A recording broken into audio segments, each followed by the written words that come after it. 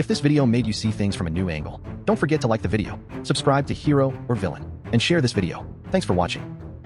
Winston Churchill, defender of democracy or colonial oppressor. Winston Churchill, a man hailed by many as the indomitable spirit of Britain during its darkest hours. The leader who stood up to Hitler, inspired resistance, and carried the torch of freedom when much of Europe had fallen to tyranny. But there's another side to this iconic figure, one steeped in empire, conquest, and unapologetic colonialism. The question we ask today is not just about war or peace, but about legacy and morality. Was Winston Churchill a defender of democracy or a ruthless colonial oppressor? A privileged beginning. Winston Leonard Spencer Churchill was born on November 30th, 1874, into British aristocracy. His father, Lord Randolph Churchill, was a prominent conservative politician, while his mother, Jenny Jerome, was an American socialite. From a young age, Winston was ambitious, stubborn, and drawn to the glory of empire. He was educated at Harrow and then the Royal Military Academy at Sandhurst. Unlike many politicians of his time, Churchill's early years were not in Parliament, but on battlefields. He saw action in Cuba, India, Sudan, and South Africa, not just as a soldier, but as a war correspondent.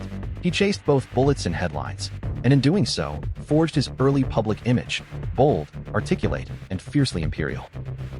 The empire's champion. Churchill was a lifelong believer in the British Empire. He saw it not as an oppressive force, but as a civilizing mission, spreading progress and order to the lesser races of the world.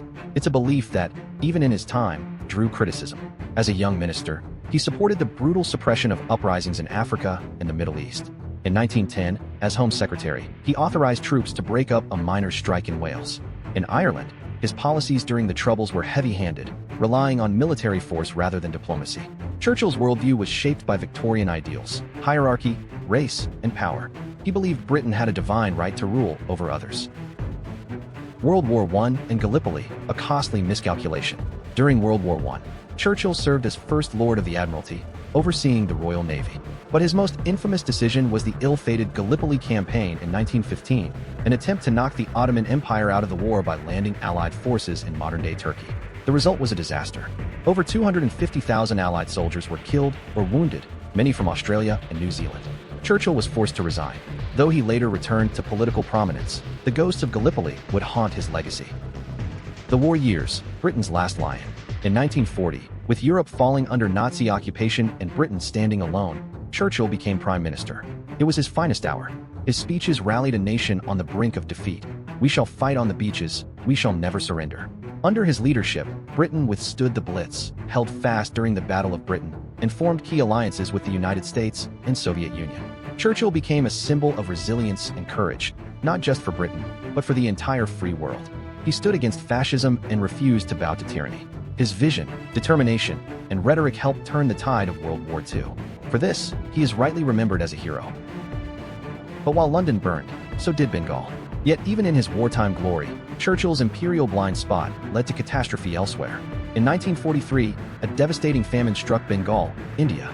Over 3 million people died. Historians agree that this famine was not caused solely by natural factors, but was worsened by British policies. Churchill refused to divert food supplies, arguing that shipping was needed for the war effort. He blamed the Indians themselves for breeding like rabbits. Grain was stockpiled in other parts of the empire or exported, while Bengal starved. To many in India and across the colonized world, Churchill was no liberator, but a symbol of indifference and racial superiority.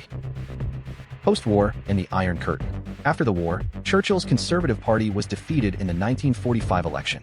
Britain wanted peace and a new vision for the future. But Churchill was not done. In 1946, he gave his famous Iron Curtain speech in the United States, warning the world of Soviet expansionism and effectively launching the ideological battle of the Cold War. He returned to power briefly in the early 1950s, but his influence gradually faded. He died in 1965, honored with a state funeral, one of the few non-royals in British history to receive that distinction. Final judgment, defender or oppressor. So, who was Winston Churchill? The Lion of Britain who defied the Nazis, or the architect of empire who refused to see the suffering of its subjects? Was he a man of principle, or simply a man of his time? The truth is, Churchill was both visionary and flawed. He saved democracy in Europe, but denied it to millions under British rule. He stood for liberty in the West, but defended imperial domination elsewhere. His story is not one of simple heroism or villainy, but of contradiction, of brilliance and blind spots, of strength and stubbornness. Churchill's legacy forces us to confront a larger question. Can a man be both a liberator and an oppressor? And what does that mean for how we remember him? If this video made you see things from a new angle, don't forget to like the video, subscribe to Hero or Villain, and share this video. Thanks for watching.